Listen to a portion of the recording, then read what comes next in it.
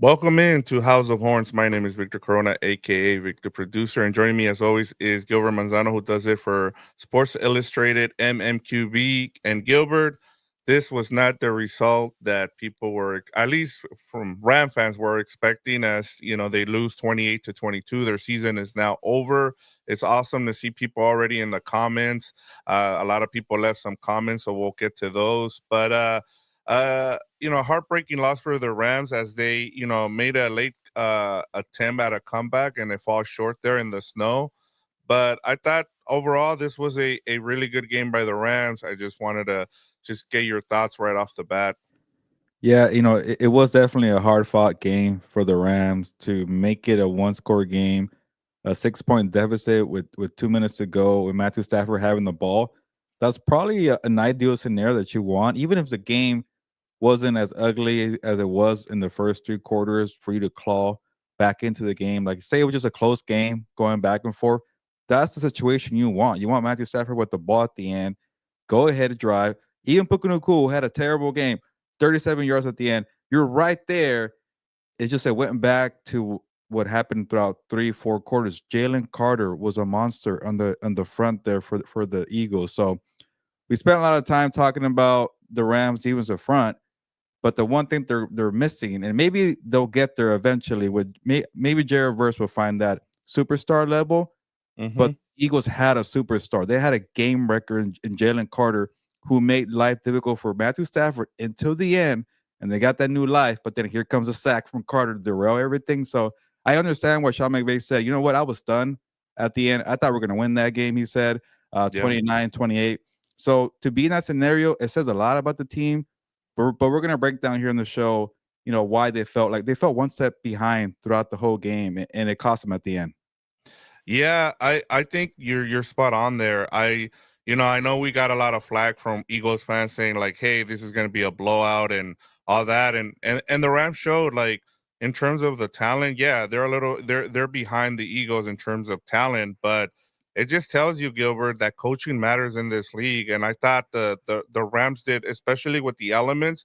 I thought they did a good job of forcing the Eagles into some bad situations. I thought the Eagles offense, yes, I get it. Like Saquon Barkley had another great day. He broke off, a couple of, 60 and 70-yard runs. But the Rams were in this game, as we said, like it wasn't like the last time they met each other where it was it was a dominant performance. You could tell. I mean, Jared Verse put on a show defensively, Gilbert, and one of the things that I thought it was really impressive.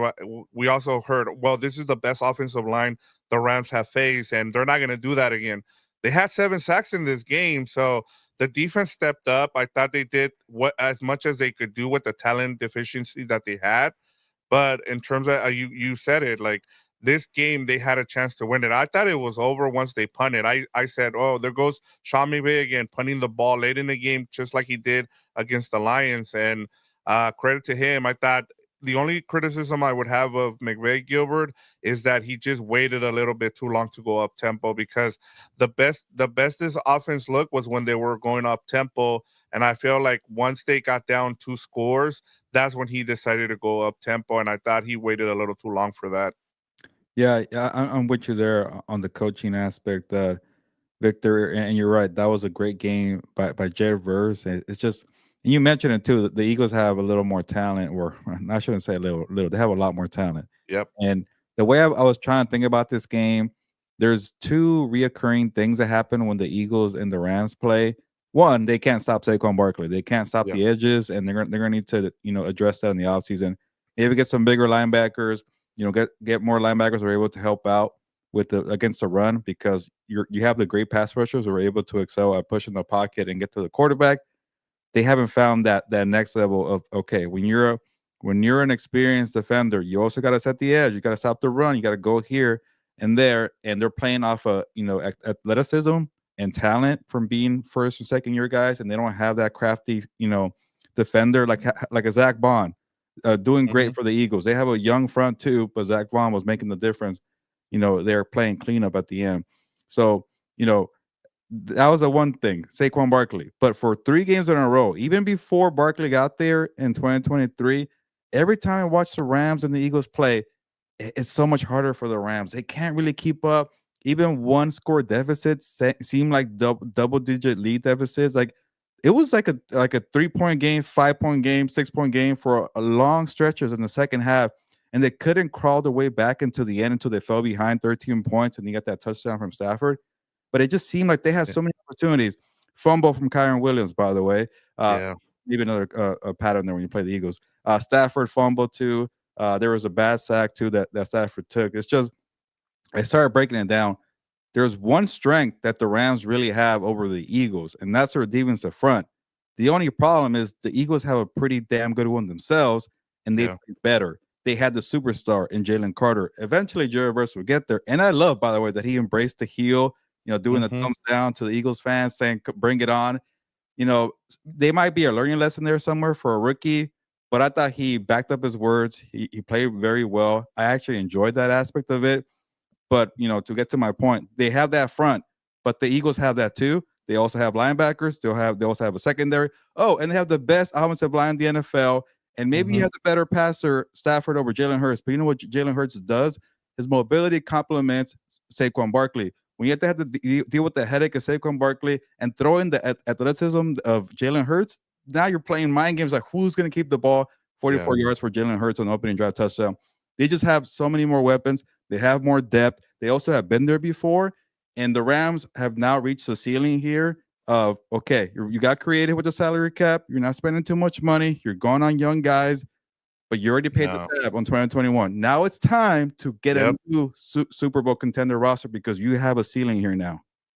Yeah, and we'll get to it. I think when we wrap up our season on whenever it is on Wednesday or Thursday, Gilbert, we'll talk about what the future holds for Matthew Stafford and all that. But I thought Matthew Stafford was great in this game. I mean, 26 of 44, 324 yards, two touchdowns.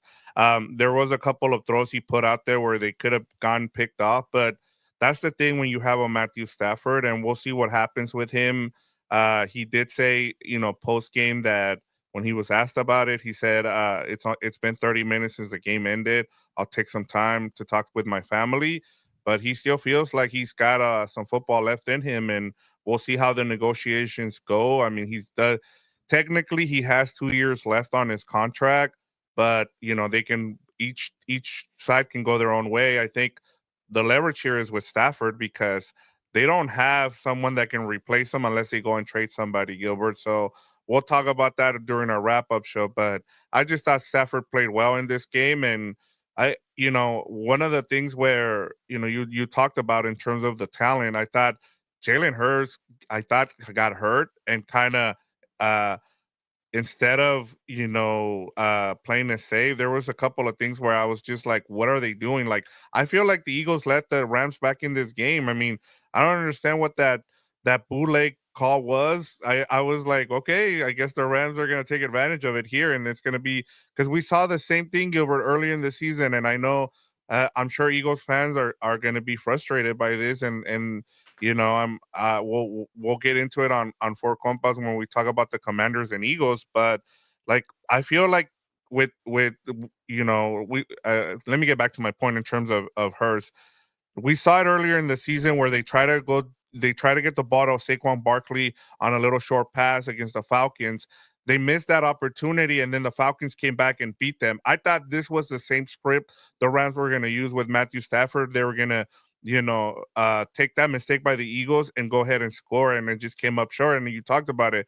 Jalen Carter is a beast. That there's a reason why he should have been the number one pick. I get the whole off the field stuff came about and the Eagles took advantage of it. But I know a lot of people were talking about, the Rams should have traded up for Bowers. But I mean, seeing Jared Verse, man, he was playing that heel, like you said. I thought that was outstanding and good on the Rams, man. And like you said, they need to go out there in this off season and spend now. Like you've gotten under the salary cap, you paid the credit card. Now go out and spend and go get yourself a Super Bowl team because you have everything going on right now in terms of you have young talent and now if you can bring back Matthew Stafford, this Rams team should be a Super Bowl contender next year, Gilbert. Yeah, there was that safety on Jalen Hurts. There was I want to count maybe 2 or 3 times where the Eagles were in field goal range, and there was a sack from Omar Speights. There was a sack by Jared Verse, and they couldn't get a field goal, so that kept the Rams in the game. And yeah, we'll get into the Jalen Hurts problem there because you got to score points against the Commanders, and if your passing game is not going off, then you might be screwed there. But AJ Brown only had 2 catches with 14 yards. He only had 1 catch for 10 yards the week before. The problem is they have Saquon Barkley, and Yeah, Barkley, was played better. Well, the Packers played better against Saquon Barkley. The Rams just don't have an answer for the guy, and it even hurt them to the point where Hurts ran up the side for them because they don't know who's getting the ball, and they're so afraid of Saquon Barkley. And even in that first long touchdown with Hurts, you could tell that even Jordan Mailata was up there running with Hurts, and where's all the defenders? Where's the blockers? The block nobody was around. So yeah, you got to get that fixed there. So there was something wrong with Chris Shula and the plays there and the formation. They tried different looks, different formations, and they couldn't figure it out. And then how do you allow two 60-yard rushing touchdowns for Barkley, 178, 162? Like, that's something that should not happen. It was just as bad. Remember, the deep ball was a problem for the secondary. Now it's yeah, long gashes like that. I guess it's a Saquon Barkley factor, but that's twice now over 200 rushing yards. So, that really hurt you there. But for the most part, they did well on the other aspect. They really hurt Jalen Hurts, and he had a banged up knee on his left knee, had a brace. Also, Matthew Stafford, by the way, I think he messed up his ribs a little bit yeah, early in the game. That could also maybe affect them offensively. But and I know it's not about this game here, but the entire 4 games, man, a lot of defensive teams stepped up, man. Championship caliber yeah, defense. Bobby Wagner and the Commanders, Jalen Hurts and the Eagles, the Chiefs. With Chris Jones, and we just saw with the Bills, man, Matt Milano and Terrell Bernard stepping up there for that defense to contain Derrick Henry.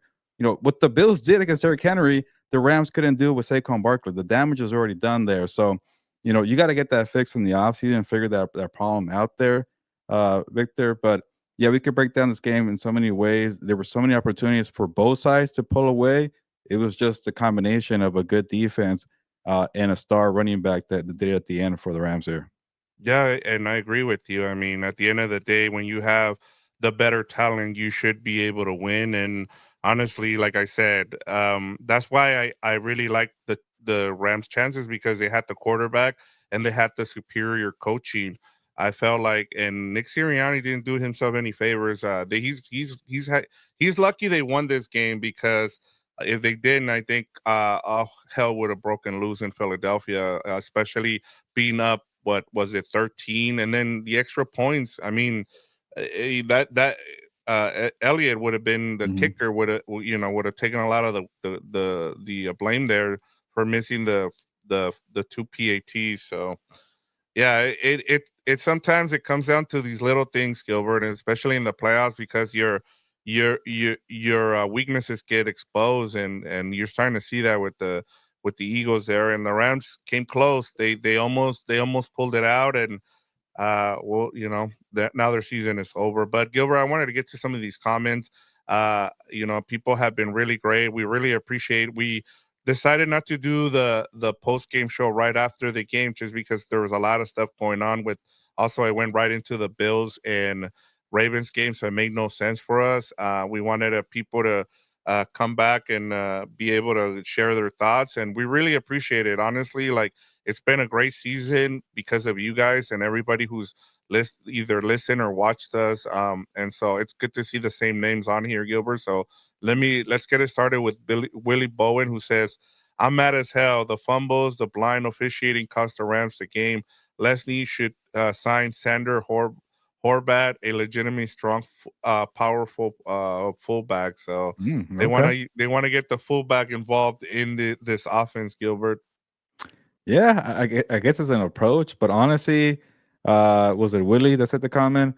Yeah, it was Willie. I have a lot of concerns about the offensive line, and not we're getting to the point where we're going to do some offseason, wrap up, and we'll do that on Wednesday probably.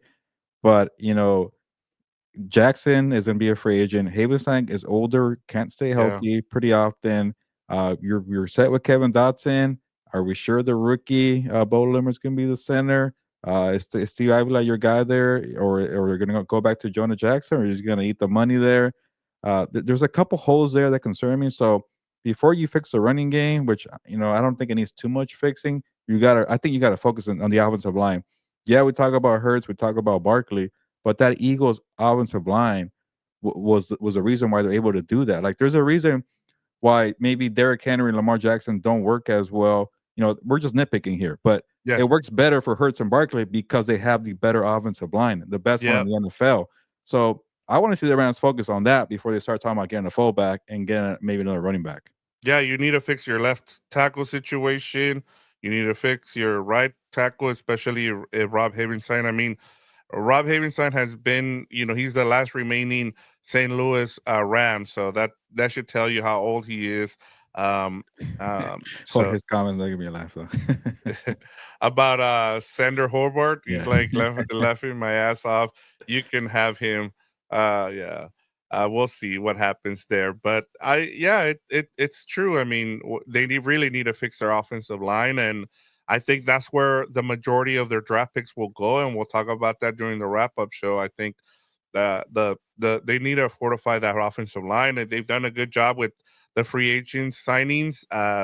Jonah Jackson did not work out, but this year maybe they can use him in another role. We'll see what happens, or maybe they just cut their losses, Gilbert. We'll talk about that. That'll be something to keep an eye on, and we'll talk about it. There's a lot of ways they can trim some of the fat in terms of their salary cap, and we'll talk about it on that wrap up show for sure. Delbert says, disappointed, but man, really proud of the journey this year. No excuses. We had an opportunity to score in the end and bring it back to SoFi. Can't thank Gold Bus enough. Next year should be fun. So thank you, Delbert.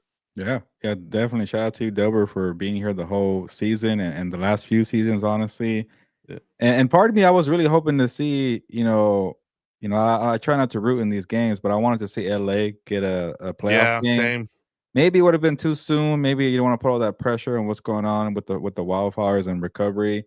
But say it would have worked out, it would have been a pretty special moment to have that game after that. But obviously, it was not meant to be there. But yeah, it was a season that maybe people didn't expect, to get I here mean, one because and of four. 1-4, and also they did better than last year. They won a playoff game. Yeah, They took steps forward. They had a similar regular season to last season, but they won a playoff game, and I think that counts for something.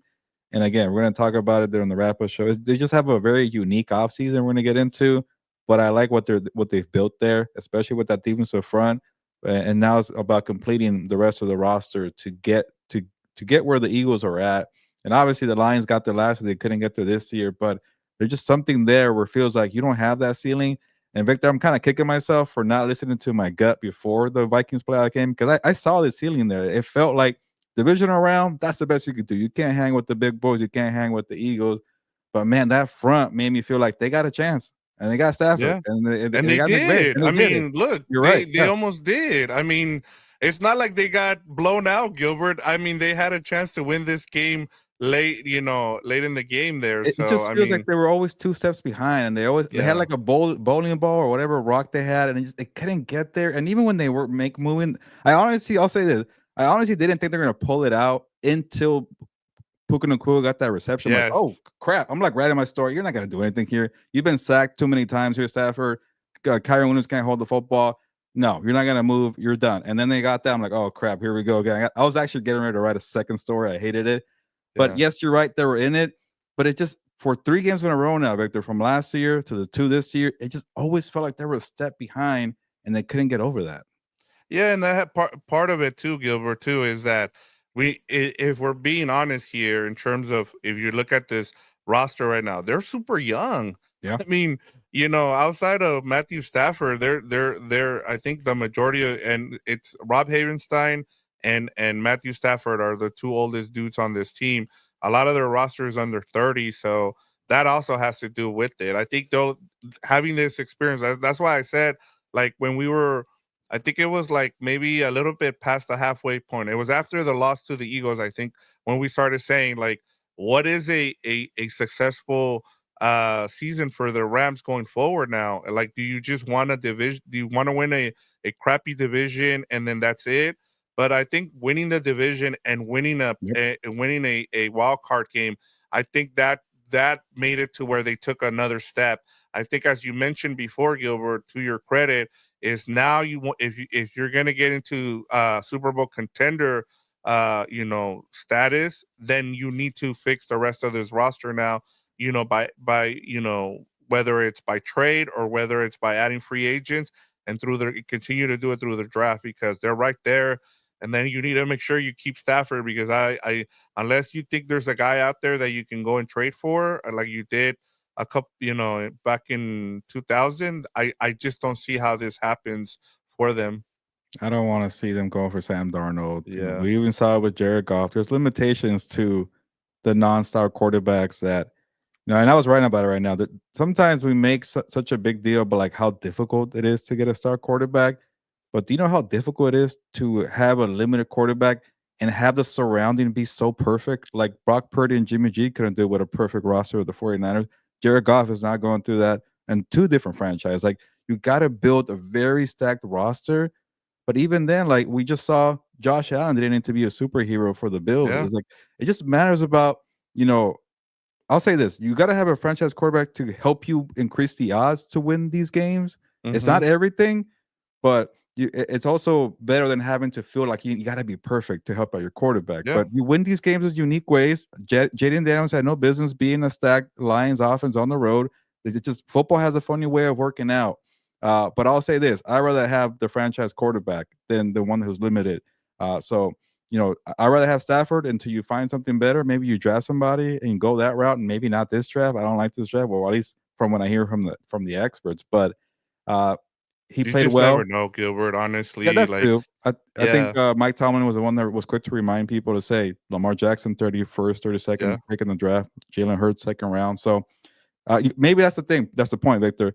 Trust the next move of Les Snead and Sean McVay, because so far they've been pretty right with this core group. Yeah, I agree with that. Let's continue on here with the comments. The Worm was another great comeback season, Rambros, but we couldn't finish. Eagles won the game, but they didn't beat us. Unfortunately, we beat ourselves.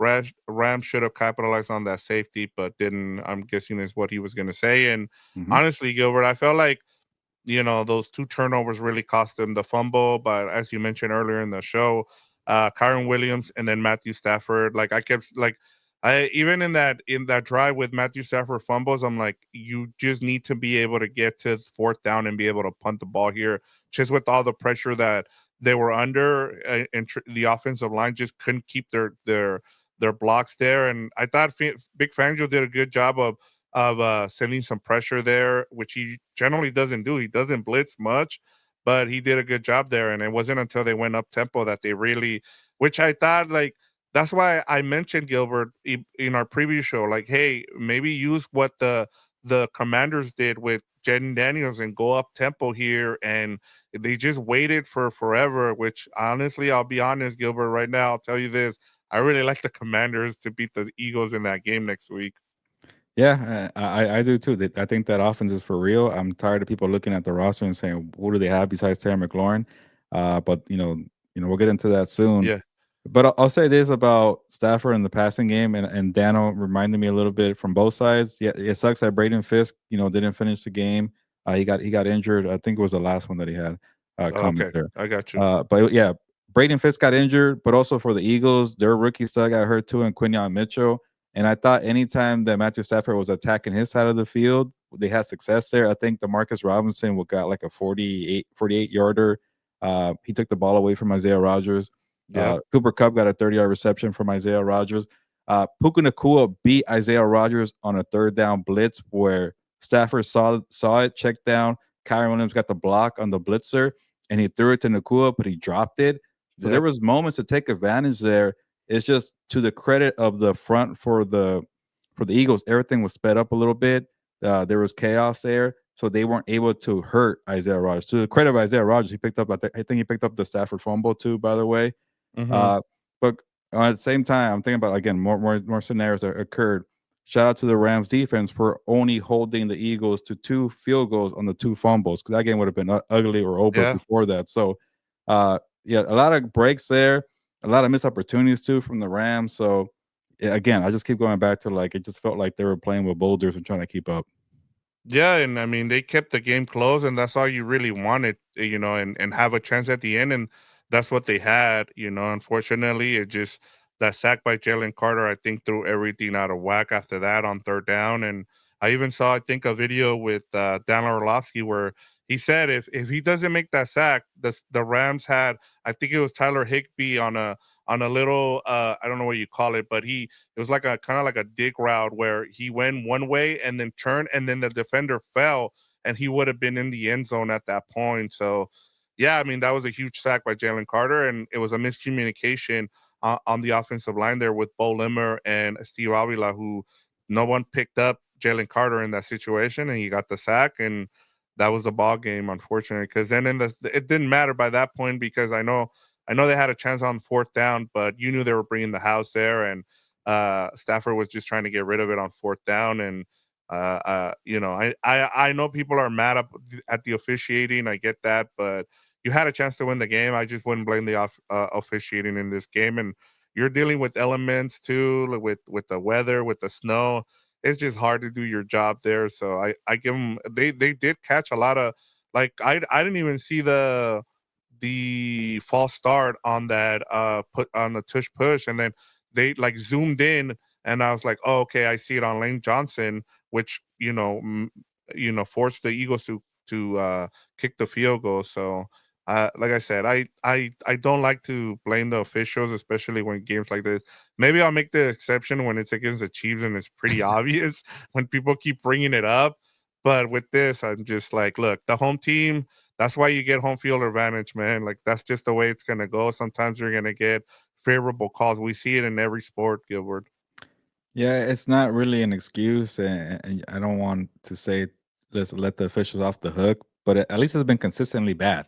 All Yeah, games, I could say there was some terrible calls, questionable calls. true. Even that Commanders game against the Lions, why was Dante Fowler called for a face mask when he didn't do a face mask and he Yep. stuffed David Montgomery on third down? But to the Commanders' credit, they were able to manage that. Obviously, there was a couple there in that Chiefs game against the Texans. So all around, honestly, I go back to this: the ones that able to execute and capitalize situational football. Because in a football game, there's going to be opportunities and breaks on both sides. It's just are you able to capitalize in that moment? Also, have you put in the work early on to maintain a couple breaks that don't go your way? I look at the Bills and the Ravens. The Bills defense put in the work for 3.5 quarters. The Ravens had a late touchdown, but Mark Andrews didn't catch the freaking football. So the Bills got a break there, but they put in the work for 3.5 quarters. It's just football has a weird way of like if you don't Yeah. execute, if you don't have I think that matters more than being healthy at this time of year. I think it's all Yeah. about how you execute in situational football. And there were just too many times where the Rams couldn't break through. Like a 4 or 5 point deficit felt like a double digit lead because they couldn't get anything going until the up tempo that you mentioned, Victor. Yeah, and I mean, sometimes, like I said, the ball goes your way, and that's just the way it goes. I like this comment by K. Robinson.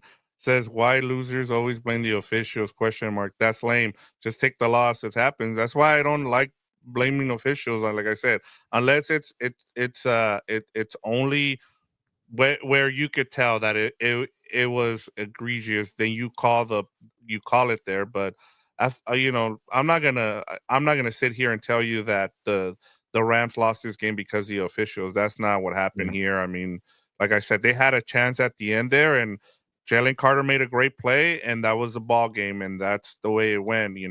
Unfortunately, the Rams offensive line missed a block there, and that was on them. I did want to get to this question here from Delbert. He says the coaching carousel will be wide open soon. Do you think maybe will lose anyone? I think I'm blanking on his name. There's a I think the pass game coordinator for the Rams Is might it go. is it the tight end? It's not is it Nick Faley? One of the Patriots, one of the assistants that joined this Yes. offseason, he might join Mike Bravo, but I am blanking on the name. That's Yeah, one that go I ahead that and I talk. saw. I'll look for it. I think it's too soon for Chris Shula. I don't think he's getting any interviews this cycle, but he had a great performance. And I'm surprised that maybe no Mike LaFleur not getting any talk. Because I guess it sucks sometimes when you have the shadow of Sean McVay. You're not. Nick Callie. There you go.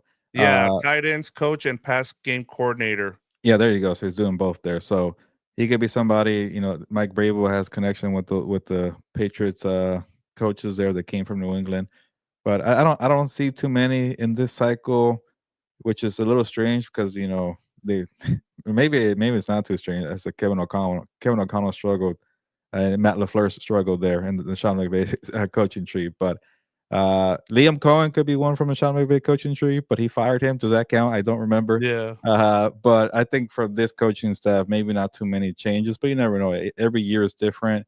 And I know that after the 2022 season, Sean McVay changed it very drastically, and he lost Raheem Morris last year. But Chris Shula was already on the staff there to make it an easy transition. But I think for the most part, they might stick together, and that could be a good thing too. I think the Lions are Yeah, about to lose two of the it'll be coaches. nice to have that like cohesion with your coaching staff. I think like the same thing with the Chargers. You know, I think both of those staffs are probably coming back, and I think the same thing with the Rams. I don't like you said. I have heard about Nick Callie. I know he almost left last season, so I could see him. I think he after Bill Belichick got fired. I think that's when. Uh McVay hired him, so he could be going back to the Patriots now that there's a new coaching staff there. So we'll see what happens there. But yeah, that's a good call. Let me continue on with these comments here, Gilbert. Jerry Guevara says, "What a game! Disappointing but optimistic. Future looks bright." Dano, with another strong draft and a solid veteran free agent signings, we should be back stronger. Go Rams. My only thing too is like I told on our Four Compas episode is the division's going to get better, Gilbert. So, and then I don't like relying on free agency. We saw what happened with the Rams this season. I think your better option is continue to draft and then try to see if there's guys out there you can trade for. I mean, you're looking at guys like maybe like a Max Crosby, maybe like a Miles Garrett, who are looking to get out of their situations because and those teams are rebuilding, so they might want to trade for a first round pick. We'll see. We'll talk about that during the offseason. But you want to look for those kind of guys because those are the kind of guys you want. You want alpha guys on your team now. We saw it with Von Miller when that trade happened with Denver. Like you want to see those kind of trades happen. Yeah, for me, I'll add this, and I'm not trying to pat myself on the back, but one of the reasons why I really like the Commanders, at least to improve drastically into the offseason, is they spent money in free agency, but they put their money on underrated players who are still in their prime, but were maybe behind a superstar like a Dorrance Armstrong, behind Michael Parsons, who didn't Yeah, get a lot of. guys that kind of like were like what is it like? Yeah, like 4 year guys that were going into their fifth or sixth year Yeah, that were free agents, right? waiting for more snaps. They're still like in Yeah, their mid-20s. You see the film on tape, but they also won't command a bunch of money. And I think the Commanders did a smart move. We're like, okay, we're gonna try with this group here. They fit our coaching staff, but just in case they're not the fit, we could get out of this contract after a year or two because they're not commanding so much money. So something like that, where I want to see, this you know, I guess scouting department and the GM tested with that because they did whiff from the secondary. They did whiff from Jonah Jackson. They were better drafting, like Victor mentioned. But when you're trying to keep pace with the Eagles of the world, like you got to get some good signings. Even Zach Bond wasn't a big time signing. I think he got $1 yeah, million or $2 million, and he just fit the scheme for Vic Fangio. It's just even same thing with Brian Flores with the Vikings getting a Blake Cashman. People don't think about these players, but they fit well for you. Frankie Lubu and Bobby Wagner fit well for Dan Quinn. Even like an Austin Eckler fit well for the Commanders because Anthony Lynn's coaching the running game, and it helped for Jaden Daniels. Things like that where it doesn't cost you a lot of money. So I think the Commanders are a perfect example for how to maybe not too much because they had to get a lot of players to rebuild that yeah. roster. But there are teams like the Eagles, for example, who needed a couple more moves to retool. Yeah, we saw that collapse that the Eagles had last season. And what did they do? They knew what their weaknesses were. They fixed that linebackers crew. They fixed that secondary. I could see the Rams doing the same thing. You can go out there. The other thing that happens too, Gilbert, that a lot of people forget about is that when you turn over, like we're seeing, there's what, seven new coaching staffs.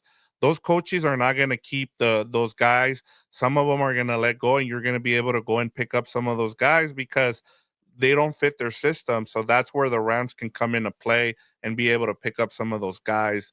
Like that's where you got to look for. Don't look for the big ticket items because sometimes in free agency we saw this season what happened with Jonah Jackson and some of the other guys. I thought Darius Williams played okay. He wasn't great, I thought, but you tried to go get trade White, and it didn't work out. It was a chance. You took a chance on him. He lost today as well, so and got called for a terrible PI there, which yeah, that wasn't on him, but it happens. That's just the way it is. We got our guy Jorge Rodriguez on here as well. He said Matthew Crawford. Rams will be screwed once Stafford's out. The Chargers and Gilberto will be the true team of Los Angeles. So there you Herberto go. team. Yeah.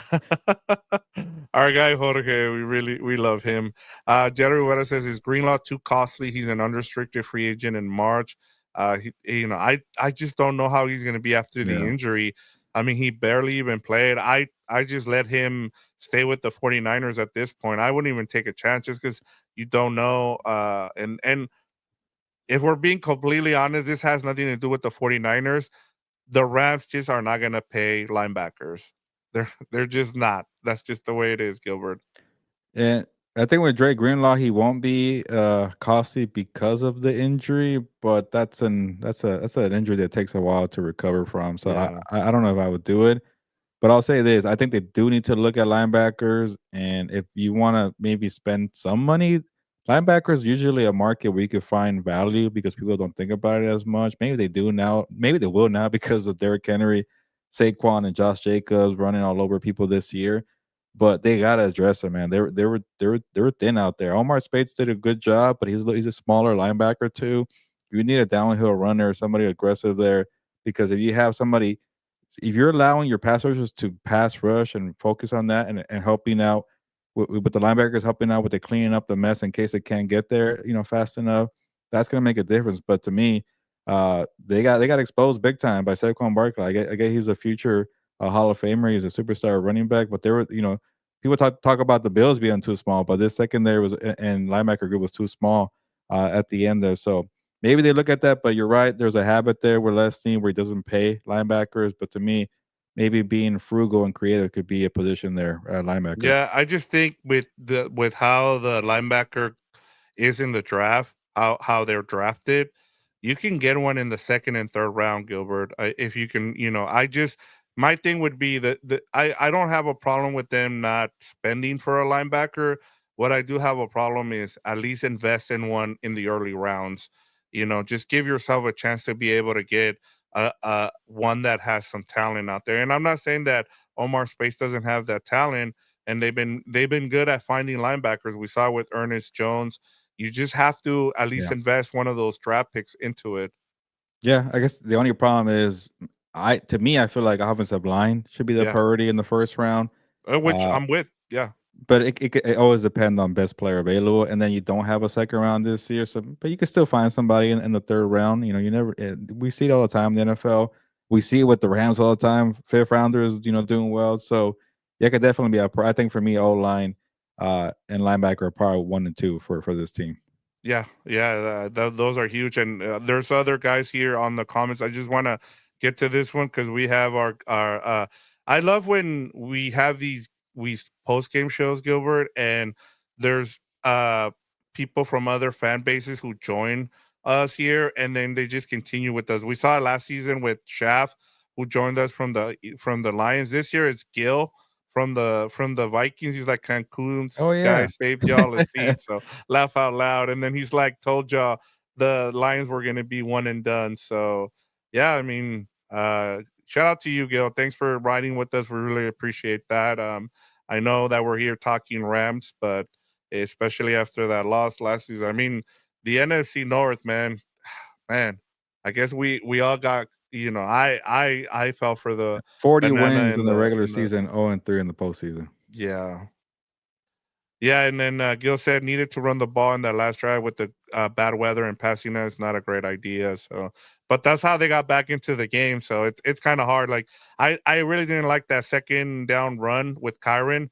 I just thought they should have kept passing the ball there because they knew when they were gonna when for some reason they knew when Kyron was gonna run the ball because every time they shot the gap, Gilbert, every time they try to run that inside gap, it was a terrible call there. It seemed like Daniel Calderon says, "What up, y'all? It's good to hear from Daniel." Let me go through these real quick. Hmm. G Barisi says, "Great season. Time to move on from Cup, Jonah Jackson, Parkinson.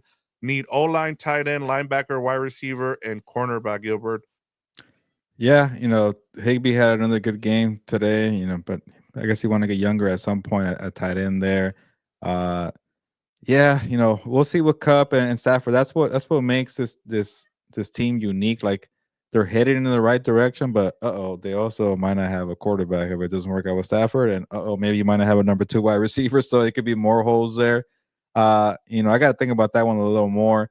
Jonah Yeah. Jackson, you got to figure it out, or maybe there's an escape clause with his contract. We'll figure it out there, but uh, tight end is not a big priority, but it will not hurt to get younger. The one thing about this team that I've noticed, which I do wonder a lot about Stafford's, in the Cup, being with the team, every other position and all the moves this team has made since they won the Super Bowl, they've gotten younger. They've gone with the draft. They're not really paying a lot of contracts. They're not making a full effort to retain the old guys because they know this game is a young man's game. So we'll see what happens with those two players.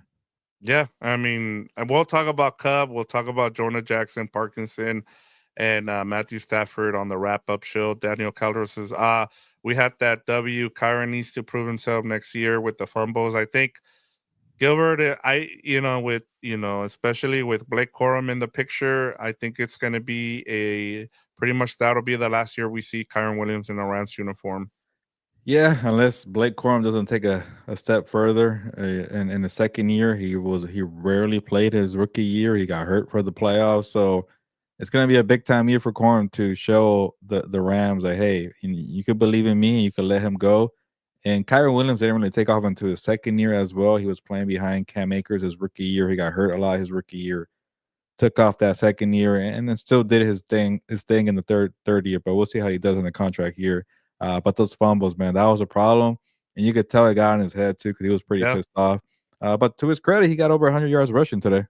Yeah, he ran the ball well, except for like I said, like Jalen Carter again made a great play there. I mean that was he forced a fumble last game and he did it again in this game. Evan Hall says, "I agree with you about fixing the offensive line for sure, and I appreciate you guys so much. We appreciate you, Evan. Awesome to hear from you. Especially during the post game shows." So Daniel Calderon says, "Hope we keep Cup until he retires. We'll see what happens there." Jorge wants to know when's the fearsome foursome going live? Uh, Tuesday, yeah, Tuesday. Tuesday. Before the fearsome four becomes three for the rest of the Super Bowl, I guess. Yeah, we'll see what happens. It says Stafford proved we need to re-sign him, so we'll see. And then I guess he said Daniel Color is going to cost about 46 million to keep him. Is it my guess is what G Parisi is saying, but we'll see. For Jonah Jackson. For I would say for Matthew Stafford, right? Oh, for his contract. Yeah, I would think so. He got another 40 million this year, and he only has $4 million guaranteed next year. That's why it's a quarterback dilemma. You can't you can't go into a season as a star quarterback only guaranteed $4 million when people are making $50 million. Quarterbacks who haven't done anything that you've done in your career. So he's gonna use that as leverage. He's gonna try to get his money. I don't blame the guy. He's still playing good football. But honestly, that's probably the best case scenario for both sides. Do another 1 year contract. We were guaranteeing a lot more money up front. That's what happened. Remember, there was a whole thing in the summer, and yeah, I think he got like a $40 million deal. We're guaranteed money. They moved some money down to the second, or it might have been 44, 40 this year and 4 next year. But now you got to do it again. Get another 40, or yeah, I guess that's probably the going rate, 40 to $46 million. Yeah, I think yeah, Kyler Murray is I think making he hit it 46 right on the too. spot because Yeah. like you look at some of these $50 million contracts. I mean, you still get like a $10 million discount if you're if you're the Rams. So Yeah. that sounds about right, between 40 and 45 million, 46, right around there. Sounds about the right the sweet spot, but we'll see what happens there. We don't know what they want to do, if they want to move on, if they want to keep them around. I would assume they want to keep them around just because Yeah. they don't have a succession plan right now. Daniel Calderon says no snow equals Rams win. Gibarese says hurry up. Offense at the end was effective. Should have done it throughout the game. That was one of my things. Is I thought they should have done that like more often in this game. But I get it too. You want to keep. You don't want to go three and out doing the hurry up offense, and then you give the ball back to that offensive line in the Eagles. And so I get it. It just felt like he waited too long. He could have done that in the fourth quarter a little bit earlier, but hey, man, it came down to the last possession there where they had a chance to win it. So you can, it's hard sometimes to not blame McVay for being a little conservative. Yeah, there's a lot of opportunities that were missed there in that game. Yeah, it was. It says the worm says it was great when Stafford took out that Eagles corner. I mean, Oh, yeah. yeah, I Quinion thought he was Mitchell gonna went get out. hurt. He might have got hurt in that play too. I think that's where he got the injury. Yeah. I don't know, but I know when Quinion Mitchell went out, I'm like, oh, I'm surprised that it wasn't Stafford who went out. This is a great point by Jerry Guevara. Says the thing with Kyron is that he is critical not only to the run game but for blocking. He's an excellent play. I mean, he picked up some blitzes there. Then Mhm. I was really impressed with that too. So especially like that's the thing. That's why he was playing a lot of these games over Blake Corum, is because Blake Corum didn't pick up the offense. And uh McVay just didn't have any. He have any trust in him. So we'll see. Now he'll have a whole full offseason to be able to get incorporated into the offense. And like you said, it took even Kyron Williams a season to kind of get into it, and he replaced Cam Akers. I still remember everybody was hitting you up for fantasy advice because that was the first year you were covering the Rams. So yeah, Yeah, and and I it told ended up people it's being still gonna be Cam Akers, and it was. yeah, I don't think Sean McVay shies away from that. yeah. If the number one guy's out there in training camp, that's usually gonna be your answer. So if Kyron is say Blake Corum is eating snaps in training camp, that's gonna be our answer. Yeah. And then I wanted to get there's a couple more because we have some new names on here that I want to make sure we get. We have Jose M says, I wish Herbert had the Eagles offensive line. Yeah, I mean, Yeah, I I think a think a lot lot of of teams wish quarterbacks. they had the Eagles offensive line, not just Herbert. Yep. G Barizzi says Rams should draft the best available player, regardless of the position. I think that's pretty much Yeah, their philosophy, right? Unless yeah. I, this season it was more a fit with Verse and Fist, just because it made a lot of sense. It's gonna be a unique draft because I have not heard much good things. There's no position that's like, oh, that's gonna be like sometimes wide receiver, oh, wide receiver, or like, yeah, there's no quarterbacks, but you get a nice quality lineman, not even lineman. The best tackles might be better guards, and do you want to spend a top 10 pick on a guard? So maybe one falls to you to help you out there at tackle or Mhm, guard, but also you got to figure out what position they are. So I have not heard a lot of good things. I know there's two wide receivers that are pretty good, but they'll probably go in the mhm, top 10. Arizona wide receiver and Travis Hunter from Colorado.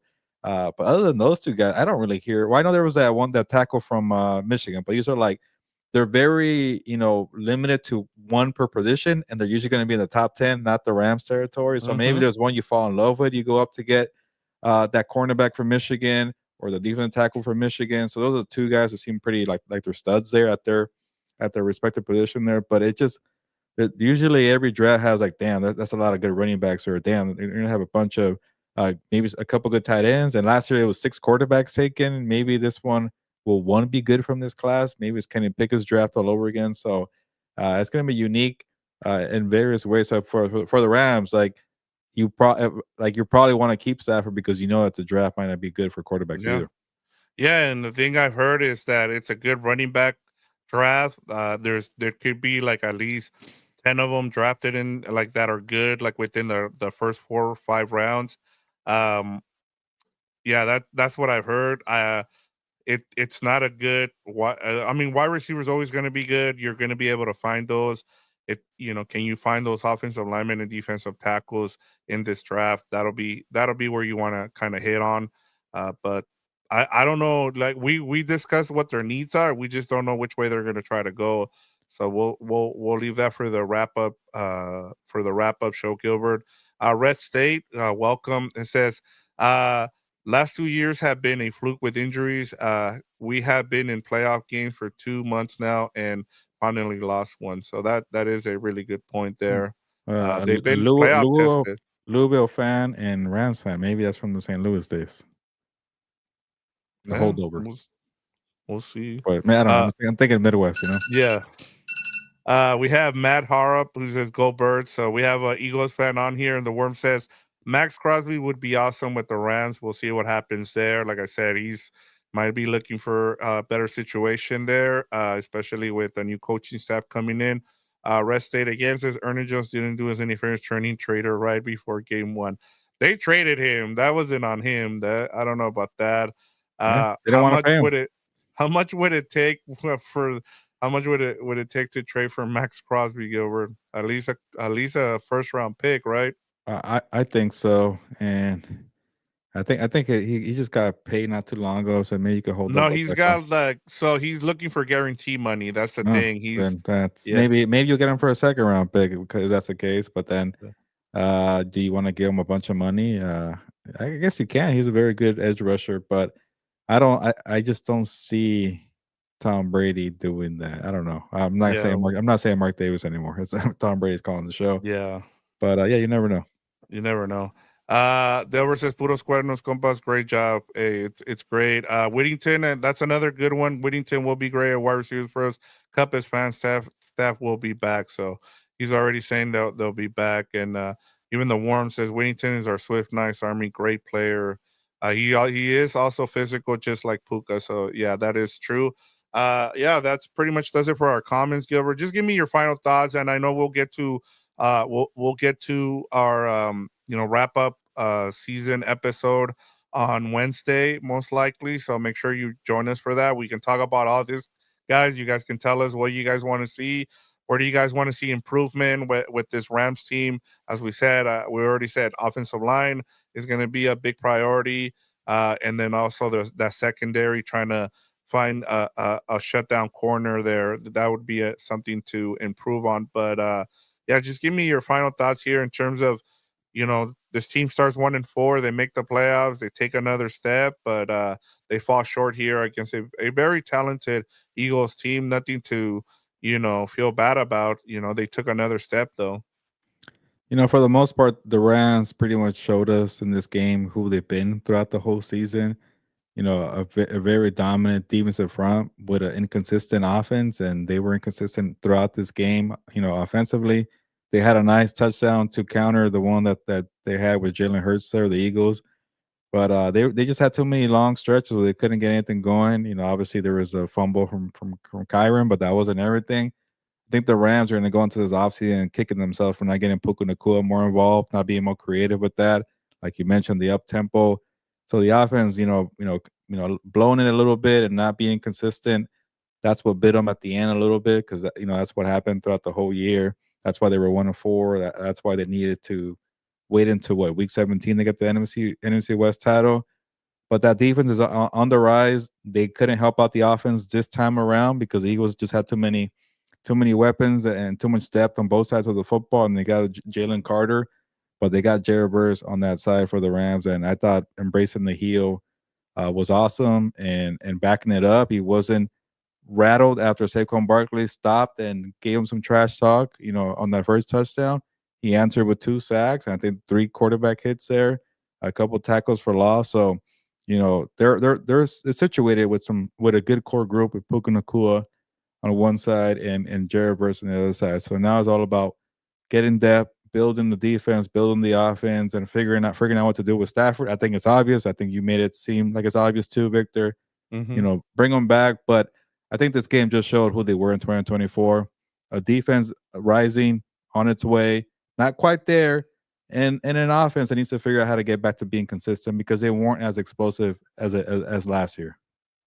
Yeah, I mean, I'm with you in terms of, you start 1-4 this season, and then you come off the bye, and then I think they went 9-3, and then you win the division. And oh, thanks, Warren. We really Worm. appreciate it. And Milwaukee says, and Milwaukee toast from both of you and our Rams. Thanks for another great season. Thank you, Worm. Thank you. Like he's been one of our guys that has followed us for a couple seasons now. So we really appreciate it. Worm, stay warm out there in Milwaukee. So we really appreciate it. And then Red State says he's new to the channel as well, so Hey, he subscribed. So awesome, Red State. We welcome. thank We've you. been here for a little bit now, for a couple years now, and yeah, it's just awesome to see this channel continue to grow. And like it's awesome to see. Even Jerry Guevara says, "Thanks, guys. Enjoy your podcast for the Rams this year." So, yeah, like it just like if nobody knows, I hope I'm okay to say this, but Gilbert is gonna be a dad soon, so he's getting ready for that. So it feels like the season ended. Oh, keep it coming! Awesome, Jerry. it is Jerry. Yeah. Thank you so Tell him a much, sob Jerry. story where I'm, Wow, I'm about to be a yeah, like dad. I need more the money. worm got it rolling. Now we got Jerry on here. Just continue to show the love. We really appreciate it. And then Red State says, "I love real football talk." So Oh, thank you, perfect. Red State. That's probably the highest compliment you could give us, man. Yeah. Yeah, Uh, exactly. So that's awesome. Yeah, so I feel like the season ended at the right time now because your baby's doing a couple weeks here. And so yeah, it was gonna be hard for us to kind of continue to do House of Horns with us two because of that. So it feels like this season ended at the right time. But just getting back to the Rams in terms of what they did, it it just tells you having a good organization from top to bottom. Gronky, Les Nees, Sean McVay, up that from top to bottom. It's being built the right way. We talked about them being able to pay for their credit card now. Like they've been invested in draft picks and they've been able to hit on those, and that's been good to see. I think the growth and the development, Chris Shula coming out of nowhere and putting on a coaching clinic the last to finish out the season, what he's been able to do with that cheetah package has been awesome to see. And just if they can just continue to build on this, as you said, I thought that was a great point by you. Like it's time for you. I wouldn't say someone asked, is it time for them to go all in? It's not time for them to go all in. It's time for them to take that next step to be a Super Bowl contender. Go out there and build that roster like you can, and build around Stafford. Like you have a window here with Stafford for another 1 to 2 years. If you can re-sign him, it looks like he feels good. It feels like he's established himself in the LA community, especially what happened with the wildfires and him coming together with the community. Him and his wife are starting to become part of the community here in Los Angeles. So everything's there for them to take that next step. So we'll see what happens, but I think that's been the biggest thing, and it's awesome to see this in terms of the development. That's what you want to see as an organization, as a fan base, and also us doing this podcast. It's when you have something that's well run, just continue to add to it, Gilbert. yeah, I think the one thing that I'm sure a lot of Rams fans don't forget, but when you're talking about this team and the way they're building this roster is like they won the Super Bowl in 2021. The best organizations in the NFL are the one that keep making these Super Bowl windows. They find new core groups. They stay consistently good. They make the playoffs on an annual basis. And since Sean McVay got there, they've done that. They had the Jared Goff group and Todd Gurley group. They got the all-in Matthew Stafford Rams. Now they got this young group here with Puka Nakua, and they're in the playoffs. And yeah, the Eagles are a little ahead, but they also had to go through this process after they won the Super Bowl in 2017. They had to reinvent themselves and get that depth. They were steps ahead. They were years ahead. They didn't get it done in 2022. They're trying again, but they're in a similar path where they're finding new windows to get this core group and be a Super Bowl contender. The Ravens do it all the time. Yeah, I know the Ravens haven't got to a Super Bowl in a minute, but Lamar Jackson, Joe Flacco, the Bills have done that too without getting to the Super Bowl, but they're consistently good. There's different ways to do it. Either I'd rather have the way where you win the Super Bowl, maybe have a one down year, and then you try to climb back up. That's probably the better way because you win the damn Super Bowl. Or the Chiefs where they win all the time and do stuff like that. So the point is, you got to be relevant. You got to find ways to stay consistently good and win playoff games. There's different ways to do it, and the Rams have their own way. And I like the way they've been doing it. So the next step is keep going up and up and get to that conference title game and get to a Super Bowl and win it again. Yeah, I mean the Ravens motto is not a bad one. I mean, I get it. Like they haven't won the Super Bowl, but the thing with the NFL, especially with injuries every year, and especially we're getting to the point where we're gonna get an 18 game season. You need to be able to have that and be able to build it, and as long as you have that cohesion with the quarterback and the head coach, I think you're in a good spot. And like I said, it all depends on what Stafford decides to do. I know a lot of people that I think that's the biggest thing. If you can get Stafford back and for a couple more seasons, I think you can build around him enough to where you can build that offensive line. They tried, Gilbert. I mean, they wanted to make this a running team. The Jonah Jackson signing just didn't work out, but it happens. But they were able to draft well, where they found a guy in Bo Limmer, and that's why I say free agency that is just you want to add to it. The draft is where you really become a playoff team, that you're always in playoff contention, and that's where you want to be, because once you get in, as we saw with the Commanders, anything can happen, and we don't know how long that run's going to continue for the Commanders. But you just things can fall your way, and you're in the Super Bowl next thing you know. So we'll see what happens there. But yeah, to Great Irons Beauties, he says the draft will be the key. More young talent coming. This need, and McVay vision will continue. Yeah, it should be a fascinating off season. I'm gonna have to be watching from afar while I'm on diaper duty, like Yes, Delbert says there. But yeah, it might be a minute before you see me on House of Horns after Wednesday's wrap up show. Victor also deserves a break there, but hopefully you'll come back sooner. Maybe a guest appearance from Fernando. We'll see okay. about that. But yeah, I'll probably take a couple months off to figure this out, but hopefully I'll be back by the draft and we get it going. I probably won't be able to help out as much during free agency, but we'll see if Victor finds a pinch hitter for me to break it all down, because they do have a lot of moves to make. They got a lot of question marks to figure out. But hey, it's all moving in the right direction when it comes to building this roster here. Yeah, and I mean, we'll get it done here. I know it's going to be hard to kind of replace you here for a couple months, but we'll find some pinch hitters here, and there, and I'm sure people will be tired of seeing my face for the next couple months, as we get into off-season mode, and you might be seeing a little bit more. I'm gonna try and do a little bit more during the off-season, especially since you're gonna be gone for a little bit. Try to do a little bit more and be on here, especially if people want a little bit more in terms of what's going on with the off season. I know a lot of people are going to be excited about what's to come this off season, especially after getting this close to the Super Bowl. So I mean, that'll be something to kind of keep an eye on. So we'll see how it goes, and how people, if people want more content, we'll give it to them, and I'll try to get some people on. I'll rely on you to be able to get um to get our to be able to get people on here, because you're the one with the connections here. So that'll be something good to see for the next couple of months here, Gilbert. But enjoy being, well, we have one more show with you, so until you have to be on diaper duty there. So we'll take advantage of it on Wednesday. I just want to get through these comments real quick, because people have been so patient, and they waited till tonight to till later in the night to be able to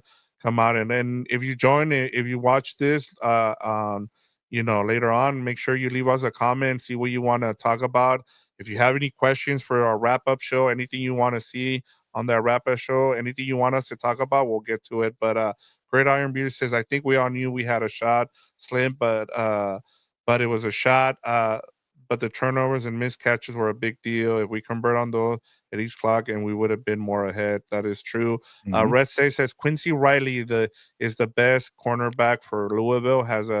Has had since Jair Alexander. So just saying, Oh, that'll be somebody I'll keep an eye on. all I'll right. write that name down, Red State. So thanks for passing that over. I'll start getting to draft mode right after the Super Bowl. I'll start doing a little bit of research. I think the Rams, I think, are going to pick 28 now. I believe. Mm. I'll keep an eye on that. And then I'll just keep going here with Great Iron Beauty says McVay is so passionate about this squad. Our defense is still going to get better. Stafford will return. This Rams team has a core group to build on. Uh, and then we set that one so proud and earn respect from the Eagles. And then earn our founder is a big Rams fan. He would love to contribute weekly. So there you go, Ah, Gilbert. You okay. might find a contributor there. We're Ah, always looking for ah, people. all Like I right. said, we are willing to collaborate with people. Mike Malasky says, "How mad are you guys with the New York Giants for letting Eagles get Saquon Barkley?" Uh, Uh, I wonder if Mike is a Eagles fan, or I'm guessing because or a Giants fan. Is he I frustrated? mean, I think the NFL is just mad that they let him just walk over. I mean, I think the person that's the most mad is the owner who said, "I will be mad if he ends up having doing big things with the Eagles," and he ended up doing big things. Yeah, Saquon Barkley with with that offensive line is it's unfair at times. So yeah, I'm sure people are mad about that, but I think the team that's the most mad is the Giants because now they have to watch a NFC title game with two NFC East Oh yeah. rivals, the Commanders and the Eagles. Everybody's happy, well, besides the Cowboys, but I was gonna say the Cowboys having everybody else has been to the NFC title game, Gilbert, besides the Cowboys in that time period since they were last there. So yeah, that it's is crazy. been I 30 mean, years almost for yeah, them. So maybe yeah. the Giants and the Cowboys Cowboys, are I the think, are most the mad most mad. about Not this. the Rams. I don't think. I think the Rams are just don't want to see Saquon Barkley. If they can avoid him, they will. Christian S says, "Yo guys, I'm from Philly, a diehard Eagles fan. Although the Rams gave me a real heart attack, they play their hearts out. I hope you guys are doing okay and friends and family are safe." Ah, Thank you, Christian S. thank That you. is awesome. I we love hearing this from. Like we were trying to have a civil conversation with Eagles fans in our preview show, and it seemed like they were just mad. And this was going to be a route and all that. But I get it. That's awesome to hear from people, and so yeah, Christian S, thank you for all that. We are both Well, it's doing, hard to keep it civil when Jared Verse is saying, "We hate Eagles fans." So, yeah, that's uh, true. so yeah, but now that the dust has settled, the game's over. I like these comments from Christian here. Yeah. Jerry Guevara says, lastly, best coach, the gunslinger, and a solid D question mark. I'll take that against anyone go around. So yeah, I mean, as long as you have those two, I think you should be. Mhm. Yeah, like I said, you're going to be in playoff contention. Now is adding to this roster so it can be a Super Bowl contender. Great Iron Beauty says Giants fans front their front office is really sad administration, and They yet kept them though. they kept the coach and the so we'll see what happens. Atimi Rodriguez says, "Hi, I'm from Canary Island Space. We should try to get Jaden Daniels when Stafford retired. He is awesome and would be amazing if he comes back home and play for the Rams. I think it's going to be. I don't think they're letting Jaden Daniels leave Washington in the next 10 years. If they do, that's just malpractice Hey, there, how about Gilbert. getting somebody from the Canary Islands in Yeah, Spain? Wow, that's pretty cool. yeah, We're that is worldwide. awesome. House of Horns everywhere. That's awesome. Yeah, that's really cool to see everybody. It's like 6 I wanna say 6 hours ahead, 3 in the morning there, 3 or 4 in the Wow. morning somewhere. Let us know if my math is correct or not, but, it's awesome to hear from people on here, and one last Yeah. one here from Gridiron Beauty says, "Hey, Verse played well enough and he held I his own." Yeah, he I played the loved it. heel great. Yeah. I mean, I'm sure, Philly fans are not gonna forget, one thing, Gilbert, we already know the Rams and the Eagles will be playing at the link again next season. So, yeah, I heard somebody saying it should be a Sunday night game, 5 a.m. There you go. Oh, okay. Yeah, Yeah. 5 in the morning. Wow. Thank you for being on here. Yeah. But yeah, Verse held it down, and I actually really enjoyed the defense that occurred in the divisional round. I know it came up short for Will Anderson Jr., but he put on a show there. Jalen Carter put on a show. You know, obviously Jared Verse put on a show. So to be in that territory with some of those game records in the NFL says a lot about a rookie right there. Yeah. I mean, I thought he's gonna win rookie defensive player of the year. It sounds like from everybody I've listened to. I thought him not having like more sacks and Fisk actually leading the team was gonna keep him from winning it, but just from you telling me and just reading and listening to other people, it sounds like Jared Verse is gonna win the rookie of the year. I've He- been surprised at before Gilbert, but Yeah. or Shock. I mean, it could be Quinyon Mitchell with the Eagles. He played really great this season, so we'll see what happens there. Yeah, you're right. But regardless, man, that one sack that he got early in the game where he had a move on Lane Johnson to lose him, and then he shoved Mekhi Becton. He knocked him on his butt with just pure strength, man. Like you saw everything on display Yeah, in one move, and then the how viciously he dropped Jalen Hurts, and then he had the thumbs down. Like that was just a game wrecker right there. That was a yeah. great play. No, I thought it was great, especially after Saquon when he went on that long touchdown run, kind of was trolling him. Hmm. And then he comes back in the next series and he just like that play, Lane Johnson, he like picks up Lane Johnson and then goes and just trucks Mackay Penton. I was like, wow, like that's some mainstream. And that's what you need, man. You need a guy like that. So that's awesome. We really, yeah, like that's what you need in a. That's why it was a great pickup. I know he felt to them and they were happy, and a lot of it had to do with those six quarterbacks being drafted early. Couple more here, Gilbert. We'll get through these and then we'll finish up and close up shop.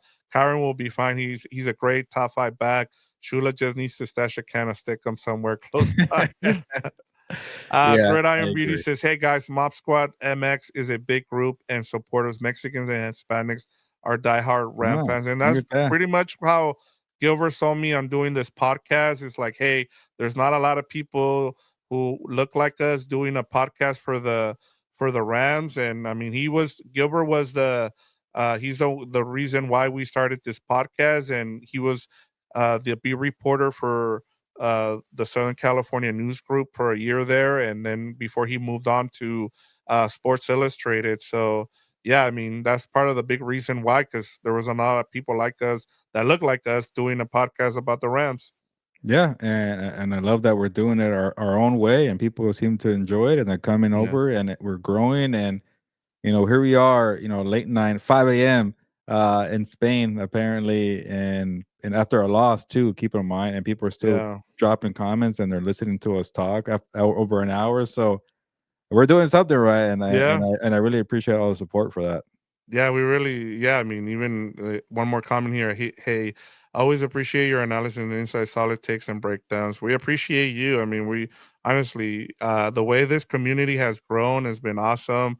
I know and I get it. We try to push for subscribers and all that because that also helps with being able to keep this website up or the channel up, I should say. But at the same time, just having this community and how it's been growing, I love it. It's just organic. It's not something that we're trying to give you guys, fake, kind of stuff out there in terms of how we feel about the way we talk about this team. It's just that's where we try to be as balanced as we can, and it's been awesome that people have been receptive to it. So that's what matters to us.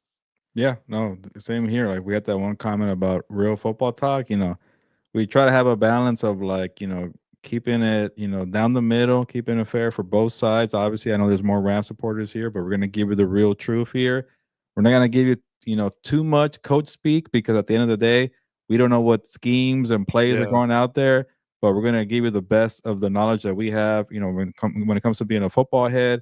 So, and also just having a casual conversation. We're not gonna know the answers here, things like that, and surprises occur all the time, and I'm not afraid to admit when I'm wrong, and I'm not afraid to brag when I'm right. So it's just about having fun and doing enough, research. Not too much where you're just talking numbers and it's boring. yeah. But I think we found a good mix here, and it's I'm glad that people really enjoying this. And it's what the third year for us, 2022, 23, 24, and here we are. We're going to the year four of House of Horns here. Yeah, it's been a successful like every year we find new people and it's been awesome. I know this season, I mean, Great Iron Beauties has joined us, Jerry Guevara has joined us. There's been others. I know there's Delver's been with us for a while now. The Worm has been with us for a while now. So it's the same names. That's why I like Daniel Calderon has been there for a while. G Barisi has been there for a while. Dano has been there for a while. So those are names we know, and it's because either and some of them I think Michael something is someone Wheelock we haven't seen for a while. So I hope everything's cool with Michael Wheelock. We haven't heard from him in a while, so hopefully everything is okay. But yeah, it's awesome to see the same names on here and new teams. So it's awesome. Yeah, I mean, hit the like button. It's free. So I mean, we appreciate that, Red State. It's true. One last one here from Delaware, going Notre Dame. The only reason I'm going for Notre Dame, Gilbert, I'll be completely honest, is because I actually like the some of the stuff that Under Armour sells, and if they win, I Oh, get 500 points because I'm yeah, and so and that I can buy something from Under Armour because of it. So that's the only reason I'm going for Notre Dame. I oh, don't really okay. care who wins or not, but I guess for Uh, this one I do. I didn't really care about the winner, but maybe now I'll shift to Notre Dame because I guess in a way I'm kind of like an Under Armour person recently because my partner's Caroline's nephew works at Under Armour and he's always hooking it up with gear. So I'm like, Oh man, then I I need guess to talk to you then. yeah. So I had some new shoes that Caroline got me. I'm like, okay, I guess I'm an Under Armour person. Yeah. Yeah, hopefully the literally their Under Armour stuff, like their the stuff you wear under is really good. Like it's better than Nikes, I would say. And I'm a Oh, Nike person, but yeah. I yeah. also got a sweat a zipper hoodie, but I'm saving it for the hospital. I'm gonna wear it Oh, there you for go. when the baby arrives. So there you go. All right, Gilbert. So the Ram season comes to an end, but you know things are looking up for this team. They're in they're in a good spot now. They're gonna continue to improve this team. So we'll see. Like I said, we'll be back for the wrap up episode on Wednesday, and then we got one more here. Great season, guys. Enjoy your night. We can't wait for the draft and off season news. Same with us, Gridiron Beauties. We appreciate you. But yeah, Gilbert, last thing to do for us is wrap up this season, do our episode on Wednesday. So we'll see you guys there. Can't wait to talk more football and kind of look for towards the off season. There's a lot to look forward to with this team, Gilbert. Yeah, it's a good season, good 2024. We're now in 2025, but we'll see what the future brings. And like I mentioned, Jared versus on the rise. Last year it was Puka Nakua, so they're always finding new stars in LA.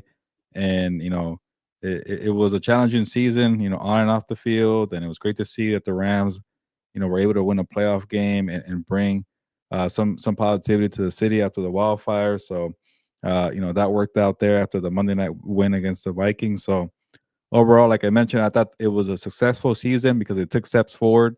They won a playoff game, they won the division, they keep finding new star players. So hey, let's see what happens in 2025. We got one more comment here. I don't want to butcher your name. Is it Atimi or sort of find like a Spanish accent to say? What do you think, Victor? Atami. It might be Atami? Aitami Sorry, Rodriguez. but how about A-Rod? But nah, A-Rod's been taken. But No. yes, but we'll find a way to say. Hopefully, we're not butchering. Apologize. Great content, guys. Just found you tonight, and we'll keep following the channel. I couldn't be more proud of our team this year, given the injuries and having such a young core. Thanks for the podcast. Shout out to you, Rodriguez. By the way, that's my dad's last name too. A-Rod, cool. We'll take A-Rod. A-Rod, and I'm a fellow Rodriguez, Manzano Rodriguez. But yeah, thank you for finding the podcast. I guess we're doing something right. If people are finding it in Spain, I love that. And then Delbert has a boxing question. He knows the key to my heart. I'm gonna go with Dave Benavides, but I am worried that he's rattled by the opponent. These pressers are pretty funny because he likes to give him crap for his Spanish. He's like me, where we're forgetting so much of our Spanish. Not A-Rod because she's in Spain or they're in Spain. But yes, Gideon Benavides to win on February 1st. All good things with the Yeah, Marshawn there's Lynch another person I picture. haven't heard from Uh, all night. So yeah, waited until the last minute. yeah, Good I night, know. good season. I love the picture. My favorite profile picture here of Marshawn Lynch, who, by the way, was a great guy to interview not too long ago for me. That was awesome. And then one more from Gridiron Beauties, Rams House. Good night. So on that note, it's time to get going on to 2025 football season. It was a great 2024. A lot of memories, a lot of great games, a lot here on the channel here. Thank you so much for supporting House of Horns, Compas on the Beat. We're also on the rise like the LA Rams. Time to get going. Ya nos vamos, pues. Vámonos.